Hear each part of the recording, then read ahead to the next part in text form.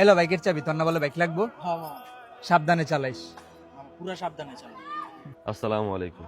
ওয়ালাইকুম আসসালাম। কেমন আছেন আপনারা?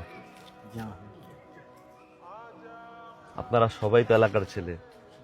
আমাদের এলাকার যে মসজিদ আছে এটার পাশে আমরা একটা এতিমদের জন্য এতিমখানা বানাতে যাচ্ছি। আপনাদের যার যা সামর্থ্য আছে আল্লাহকে রাজি খুশি করার জন্য দান করতে পারেন। এই যে এটা রাখেন। মাশাআল্লাহ, মাশাআল্লাহ, এই যে হুজুর নেন, 500 টাকা আছে। মাশাআল্লাহ। এই যে এখানে 300 টাকা আছে।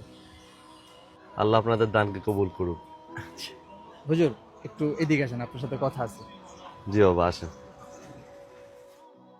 দেখছস আমার সিনটা, যে জায়গায় আমি দিলাম 500, তুই দিলি 500, ওর পকেটে কেমনি 300 টাকা বাইরে এলো? তাইলে ওর বাপের কি টাকার কম আছে?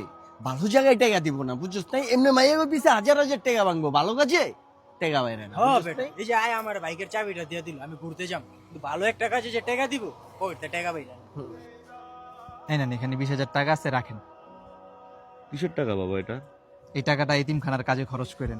বুঝলাম না বাবা, আপনি আপনার বন্ধুদের সামনে 300 টাকা দিলেন আর এখানে আইসা 20,000 টাকা দিতেছেন। ওইখানে এতগুলা টাকা দিলে ওরা যে ওইখানে 500 টাকা দিছে ওদেরকে ছোট করা হইতো। আর তাছাড়া আমি চাই না লোক দেখানো দান করতে, দান গোপনে করাই উত্তম। আর গোপনে দানকারী বান্দাকে আল্লাহ তাআলা সবচেয়ে বেশি পছন্দ করেন। হ্যাঁ বাবা, দান আমাদের এভাবেই করা উচিত, যেন ডান হাতে দান করলে বাম হাত জানতে না পারে। আসি, আসসালামু আলাইকুম। ওয়ালাইকুম আসসালাম। খালি টাকা পয়সা থাকলেই ভালো মনের মানুষ হন যায় না, বুঝছস নাই? হ্যাঁ বেটা।